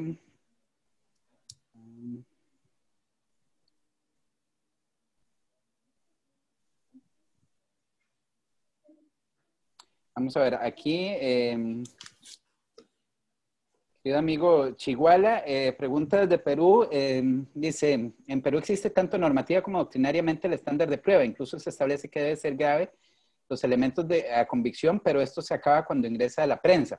Querido amigo, buenos saludos, todo el gusto de conocerlo personalmente en alguna oportunidad que estuve por allá. Vamos a ver, yo creo que eso no son estándares, el punto es ese. Decir que tiene que haber suficiencia o que la sospecha debe ser grave, eso no me dice nada, ¿verdad? Es muy parecido a lo que ocurre en Costa Rica. También tenemos ese tipo de menciones, de esa asignación de conceptos que es abiertamente inadecuada y que no es un estándar como tal. Jordi Ferrer Beltrán, por ejemplo, ha ejemplificado él algún modelo de construcción de estándares. Como les decía, se parte, por ejemplo, de la corroboración de la hipótesis, en el caso de la prisión, de la hipótesis del Ministerio Público, y, por ejemplo, como segundo paso adicional para darle mayor fortaleza, el descarte de proposiciones fácticas alternativas, hipótesis alternativas. Entonces vean que ahí se torna más riguroso. Pero decir que algo es grave o que no lo es, o que es suficiente o que no lo es, a mi criterio no constituye un estándar. Y la casación de la que habla mi querido amigo, que no la conozco, me la tienen que pasar por cierto, si son tan amables, algunos de los compañeros de Perú. Entiendo, por lo que he conversado, que también lo que hace es hacer como una serie de escalones en cuanto a diferentes fases del proceso, partiendo de esas nociones de gravedad o no, etcétera. Entonces, creo que es un buen intento. Preferiría tener eso en Costa Rica, que a lo que tengo, que es nada, pero no es suficiente y técnicamente no es un estándar. Vamos a ver. Por aquí, Cecilia López Jiménez dice, en algunas ocasiones se solicita la evaluación de riesgos que puede arrojar un resultado que puede afectar o ayudar al imputado, más sin embargo, no depende de dicho diagnóstico si se queda o no en prisión preventiva. Bueno, yo creo que es un poco lo que hablábamos, ¿verdad? También en la práctica, creo que lo que hacen los jueces básicamente es un ejercicio definitorio. Toman algunas causales, algunos elementos y derivan de allí la prisión. Yo creo que así es en términos generales. Es decir, hay un ejercicio calificatorio de estos indicios tipo que se toman como presunciones iuris, que no son sujetas de razonamiento probatorio, y no como lo que deberían de ser, que son presunciones hominis, es decir, como indicios en sentido estricto. Por ahí va el problema. Señor Chiguala también pregunta si en Costa Rica hay división entre jueces de garantía y jueces de juzgamiento. Sí, el proceso penal está dividido digamos, en 3 etapas. Una etapa de investigación, etapa intermedia y etapa de juicio. En etapa de investigación y etapa intermedia suele ser un despacho en donde los jueces pueden o no dividirse estas etapas. Es decir, es posible que quien conozca la prisión preventiva, la audiencia de prisión preventiva, conozca también lo relativo al auto de apertura a juicio. Pero no es posible que estos juzgadores conozcan en juicio, ¿verdad? Ahí sí hay una división clara.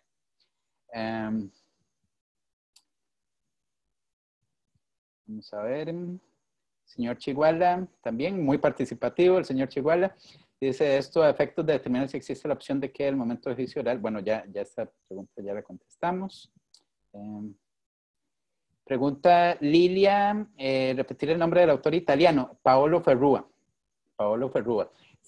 Esta posición que he sostenido yo es rebatida por, digamos, no es asumida por varios autores de primerísimo nivel, como don Jordi Ferrer Beltrán, que ya en varios foros hemos compartido y hemos tenido diferencias en cuanto a este tratamiento, pero creo que en la última participación que fue en el Congreso de Razonamiento Probatorio acá en Costa Rica, la crítica del doctor Ferrer Beltrán hacia mi posición fue un poco más tenue. Entonces eso me hace pensar en positivo en cuanto a que tal vez nos estemos acercando.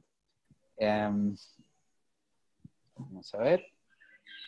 Dice Carlos Alberto, asesor jurídico en justicia penal para adolescentes. Varía mucho los criterios en la imposición de la medida cautelar de internamiento en Costa Rica es similar. No, es absolutamente diferente, ¿verdad? Los límites temporales de la medida, ahí sí es verdaderamente excepcional. Yo creo que operativamente incluso la detención, que no puede superar los 3 meses, es verdaderamente excepcional y funciona bastante bien. Me parece que en materia de menores hay una jurisdicción especializada, es bastante, mucho mejor, ¿verdad? Es un escenario distinto. Julián García, ¿en qué casos considera que el juzgador pueda conceder la prisión preventiva de forma justificada? Bueno, ya lo dije, es muy excepcional, don Julián. Son los menos, ¿verdad? Tendríamos que partir del cumplimiento de un alto estándar probatorio en cuanto al fumus comissi delicti y de un alto del cumplimiento también, partiendo de un estándar alto en cuanto al periculum libertatis y solamente de causales desde la posición cautelar, no los riesgos de carácter punitivo. Don Iván Mendoza, Las máximas de experiencia, su consideración se deben seguir usando como un lineamiento para fijar un estándar probatorio o deben eliminarse, ya que en muchas ocasiones son subjetivos y se convierten en prejuicios. Vean, hay una diferencia entre estándares de prueba y máximas de experiencia. Vamos a ver, las máximas de experiencia necesariamente, o los criterios o las generalizaciones deben utilizarse, o sea, no las podemos sacar, es imposible sacarlo. Su rigurosidad o su peso pueden ser mayores en el tanto se nutran de aspectos científicos, por ejemplo, o simplemente de frecuencias, de estadística, etcétera, pero necesariamente tienen que darse. Es decir, el modelo inferencial de Tullman, que es el que generalmente utilizamos, es imposible de ser practicado si no hay máximas de la experiencia. Lo que pasa, el problema es la utilización de máximas de experiencia como una coletilla en las resoluciones, como se usa la sana crítica. Es decir, no es que las máximas de experiencia sean el diablo, sino que tienen que tener un contenido epistémico. Tienen que tener un contenido epistémico sólido y constatable, ¿verdad? De eso se trata, pero que hay que utilizarlas, hay que utilizarlas. Si no, no podemos generar una inferencia inductiva de ninguna manera. Es absolutamente imposible. Vamos a ver.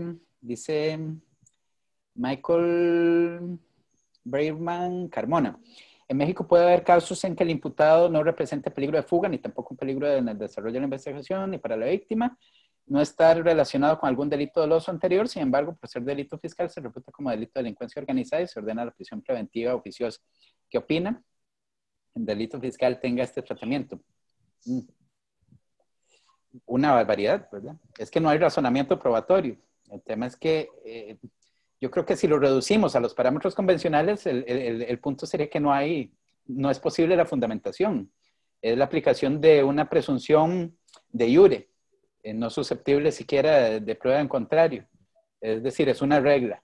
Es una regla y en una regla no hay una regla que afecta a la libertad de tránsito y en donde no hay posibilidad, digamos, de rebatir la misma. Entonces, vean lo grave que es. Florentino Hernández dice: ¿dónde podemos tener acceso a sus artículos y datos personales para intercambiar algunos conceptos? Bueno, no, con mucho gusto, de verdad que es un honor. La mejor opción, yo creo, para estar en contacto es por medio de Facebook, de mi página de Facebook, y ahí lo que ustedes necesiten y esté a mi alcance, con muchísimo gusto se los facilito, y ahí ya les doy el número de WhatsApp y toda la cosa para estar, digamos, en un contacto más cercano. Y muchísimas gracias por el interés. Vamos a ver. Dice, el informe que dijo acerca de la prisión preventiva oficiosa, no mencioné ningún informe sobre prisión preventiva oficiosa. Hay varios informes de la Comisión Interamericana, 132 y 146, que son sobre el estado de la prisión preventiva en las Américas. Vamos a ver. Don Carlos Núñez, querido amigo acá de Costa Rica, sobre proporcionalidad en cuanto a la imposición de la medida cautelar, me gustaría conocer tu posición en relación a la necesidad de la medida. Bueno, sí, muchas Carlos. Efectivamente, no hablamos sobre ese tercer elemento, requisito material, que es la indispensabilidad o la proporcionalidad, nada más que lo que dijimos fue que es un elemento transversal del proceso penal. Lo relevante de la aplicación del principio de proporcionalidad es que, independientemente de los dos primeros elementos, es decir, del fumus comicio delicti y el periculum libertatis, si la medida no es proporcional, por ejemplo, en aplicación de la teoría del no plazo, porque ya ha superado el límite de la pena, de los 2/3 de la pena mínima a imponer, pues esa medida ya no es procedente, ¿verdad? Entonces vean que tiene que verse de manera absolutamente diversa. Hay otros casos interesantes y es por lo que yo prefiero utilizar el concepto de indispensabilidad, que es algo diverso a la noción de Alexi, del principio de proporcionalidad, que pareciera más general. El principio de proporcionalidad de Alexi refiere tres subprincipios, que es necesidad, proporcionalidad en sentido estricto y se me escapa el tercero, me disculpan. Mientras que la indispensabilidad básicamente está ligado con la necesidad y con la adecuación. Esto quiere decir, les pongo un ejemplo. Se me ha solicitado en algún supuesto prisión preventiva partiendo de que hay amenazas telefónicas de un sujeto, amenazas que perturban gravemente a la víctima. O amenazas de un tercero con respecto al caso. Evidentemente, aunque se dieran los supuestos, los primeros supuestos del fumus comissi delicti y el periculum libertatis, la medida no sería necesaria en este término de indispensabilidad en la medida en que la prisión no es una vía efectiva para moderar ese riesgo. Es decir, un sujeto aún en prisión podría valerse de terceros o incluso podría tener comunicaciones electrónicas dentro de la prisión, de manera tal que no sería viable desde esa perspectiva. Vean que es muy, muy relevante. Yo creo que por ahí iría la trascendencia. Bueno, y mucho se podría decir, por supuesto, sobre este tema de la proporcionalidad. Esmeralda León dice, ¿y qué hacer con la prisión preventiva oficiosa? No hay condiciones sobre riesgo de cautela que se hubieran... yo diría que lo que tenemos que hacer, bueno, tendría que desaparecer, ¿verdad? Eso es lo mejor. Pero partiendo del orden positivo mexicano, habría que subir el estándar del fumus comissi delicti. Esa sería la vía. Es decir, que sea más, que el auto de vinculación a proceso sea mucho más riguroso en cuanto a los elementos que tienen que tenerse cumplimentados para tener probado ese enunciado en esa etapa. Eso es relevante, no partir de un estándar bajísimo como el que parece que tiene. Don Jorge Ruiz Cabañas dice, tanto la prisión preventiva oficiosa como justificada son constitucionales, pero contrarias al espíritu garantista del proceso penal acusatorio. Se podría encontrar su justificación como medio de enviar un mensaje de justicia por parte del Estado. Claro, yo creo que ese es el fin.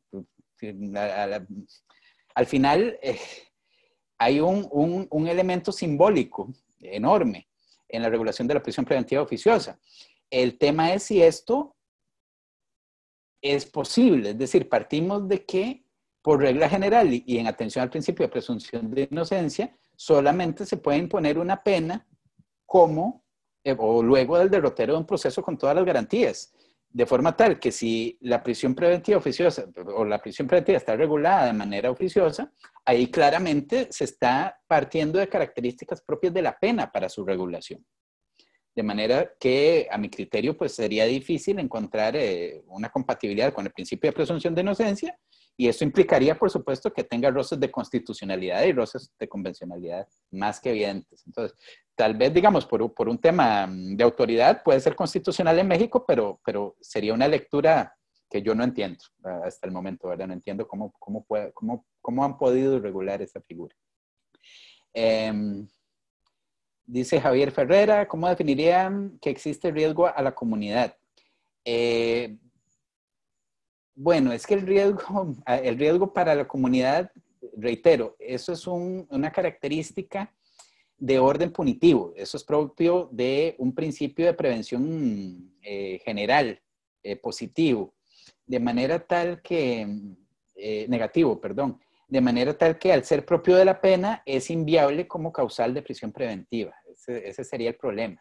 Más que la definición de qué entenderíamos como un riesgo que podría partir, digamos, de cierta lectura de la reiteración, de que la persona sea susceptible de reincidir en actos delictivos, pero vean que ahí el problema además está ligado con un tema de derecho penal de autor, porque si partimos de que el proceso penal analiza conductas concretas, pero estamos ya analizando personalidades o proyecciones de personalidad de un sujeto, es decir, hay muchos roces como para tener seriamente una causal de este tipo como constitutiva de la premisa normativa de una prisión preventiva. Vamos a ver. Aquí me recuerdan que idoneidad es el tercero. Muchas gracias, efectivamente. Julián García indica en algunos casos, cuando detienen a una persona que transita de un estado a otro, que la autoridad quiere acreditar un robo equiparado por falta de arraigo en el estado que es detenido, no justifica la prisión preventiva oficiosa. ¿Considera justo que se considere dicha solicitud del MP para que se le conceda como medida cautelar? Bueno, no estoy al tanto del orden preventivo mexicano específicamente y este caso concreto, pero repito, es que la prisión preventiva oficiosa es extraordinariamente defectuosa, ¿verdad? De manera tal que me es difícil siquiera enfrentarla seriamente porque tiene roces de todas las aristas, como les digo, no solamente por la lectura convencional de la misma, por la compatibilidad con el principio de presunción de inocencia, sino también por no ser una resolución que determine razonamiento probatorio alguno. Es la aplicación normativa de una regla, básicamente. Entonces, habría en todos los casos un vicio de fundamentación. Amairani Villasana dice el hecho de descartar hipótesis alternativas para no interponer la prisión preventiva aún y cuando no se hagan valer por la defensa no podría hacerse valer como una suplencia. ¿Por qué deberían considerarse por el órgano jurisdiccional y qué efectos negativos pudiera tener esa postura? Sí, vean, yo parto en cuanto, lo que toca muy interesante a Mairani, se vincula un poco con el tema de las potestades o de la labor del ejercicio de potestades probatorias del juez, por ejemplo, o de la intervención activa del juzgador. Sobre este tema hay diferentes posturas, algunas rigurosas que hablan de que en modelos de carácter acusatorio con roles definidos, las partes, prácticamente como ocurre en los procesos civiles, tendrían que ajustarse a sus trincheras y el órgano jurisdiccional no podría suplir ni a una ni a otra, ni al Ministerio Público ni a la defensa. Sin embargo, hay dos aspectos interesantes acá. Yo parto de alguna postura que ha sostenido Michele Tarufo con respecto a que, lejos de ser una situación de imparcialidad o de parcialidad del órgano jurisdiccional o pérdida de objetividad, más bien, si partimos de un constructo propio de la verdad como correspondencia, es decir, de que el fin institucional del proceso y la labor de las partes, y del juez especialmente, es la averiguación de la verdad real, o sea, en términos probabilísticos, por supuesto, mal haría en no disponer de potestades siempre que se brinde una posibilidad de contradictorio, es decir, de que las partes finalmente tengan la última palabra y que puedan controvertir la prueba que se haga llegar al proceso o lo que se mencione por parte del órgano jurisdiccional. Es decir, pero una visión activa del órgano jurisdiccional.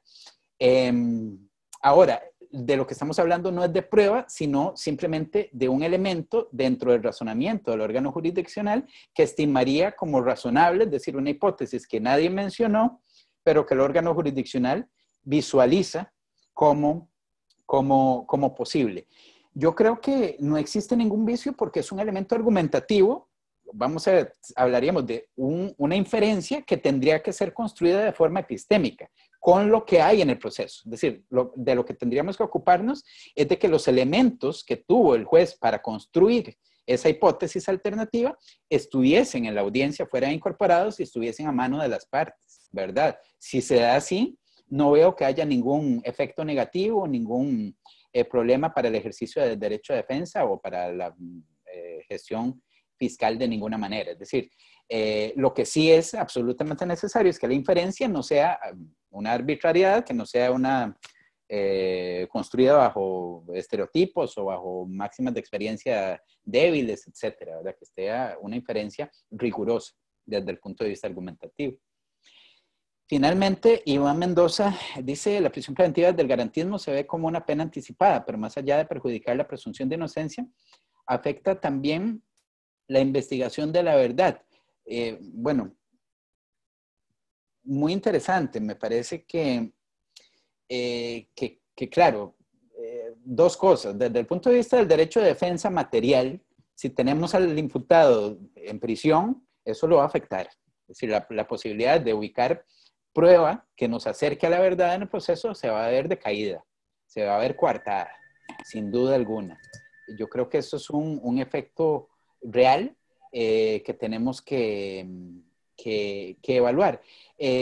Pero más allá del tema, digamos, del derecho de defensa material, como lo plantea el señor Mendoza, partimos de que la investigación de la verdad es el fin institucional del proceso, de manera tal que también hay un interés de alguna manera en que todas las partes puedan tener con libertad acceso o posibilitar el ejercicio de sus derechos bajo un principio de igualdad de armas. La igualdad de armas, claro, se va a ver afectada desde el momento en que tenemos a alguien detenido. Y aquí llega una nueva, de Domingo Abarca, que dice, considera que la prisión preventiva supone una condena en definitiva, suponiendo que se decrete la prisión preventiva, al final es absuelto. ¿Cuál será la forma de restituirle el tiempo privado de su libertad? Bueno, no hay moneda de cambio para la libertad. Es imposible.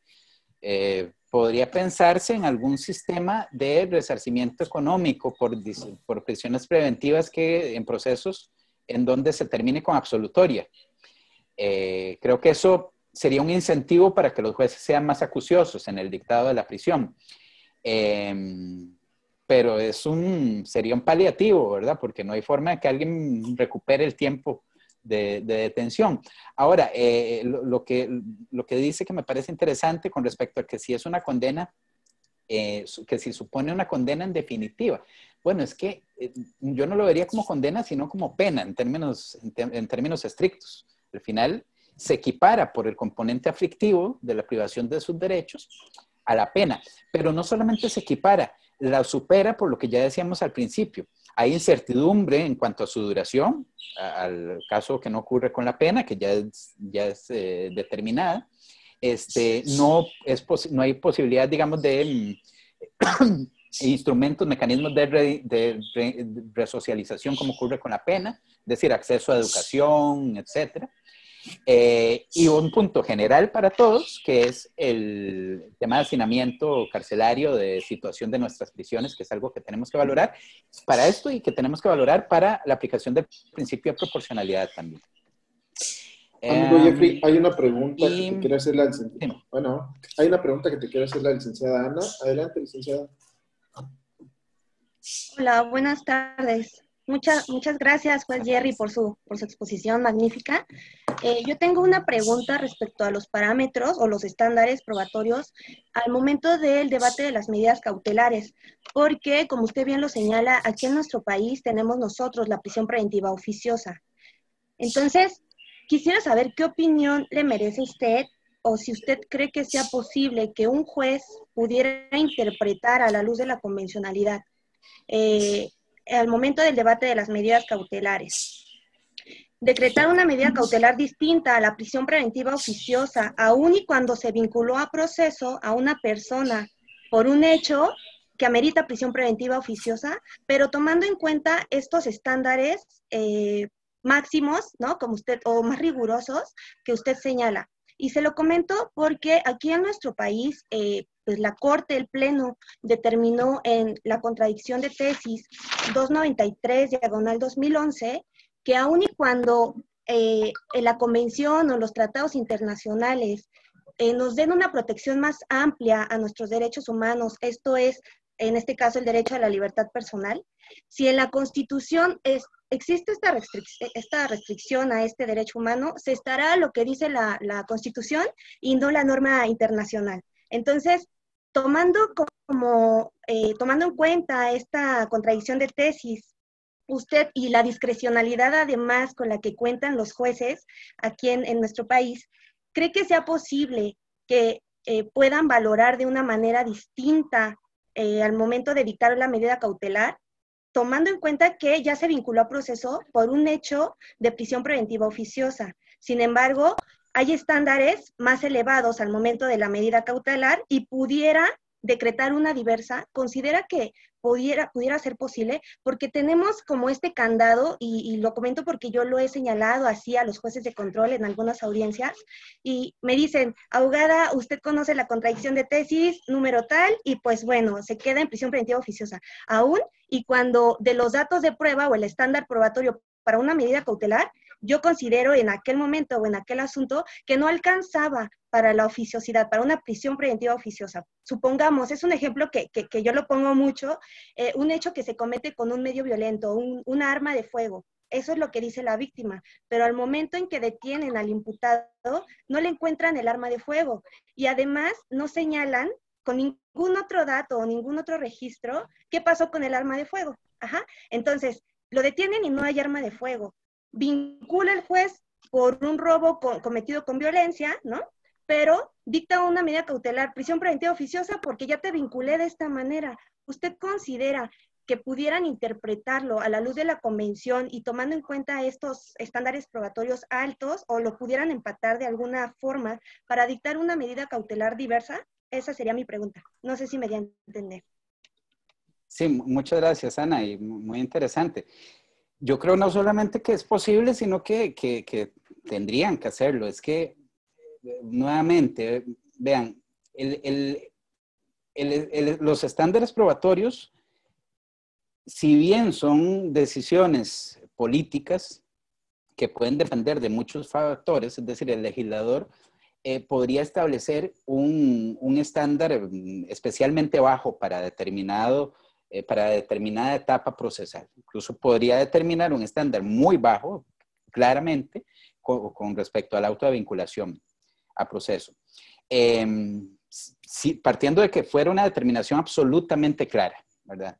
Ahora, lo que me estás planteando es que esa determinación legislativa sea contraria a la convención, en atención a que la distribución de errores, en ese supuesto específico donde está en juego la libertad de una persona frente a los fines investigativos del Estado, es decir, esos serían los dos derechos que estarían en juego, sería incompatible con parámetros convencionales. Yo creo que eso sería posible. Ahora, el tema de la competencia del juez, bajo la lectura que se ha realizado de que va a tener primacía la Constitución sobre los tratados internacionales, ¿verdad? Que no ocurre en Costa Rica, aquí la Sala Constitucional se ha determinado que los convenios internacionales tienen autoridad superior a la ley e incluso a la Constitución en tratándose de libertades o derechos fundamentales. Pero digamos, en ese supuesto, habría que analizar, sí, bien, cuáles son las posibilidades, ya no de desaplicación quizá, pero sí de interpretación conforme para efectos de la calificación jurídica y la disposición de la prisión preventiva oficiosa. Si partimos de que el estándar es claro, pero si el estándar no es claro, creo yo que ahí la obligación del órgano jurisdiccional es construirlo bajo parámetros de proporcionalidad, pretorianamente. Es que no hay forma de hacerlo de manera diferente.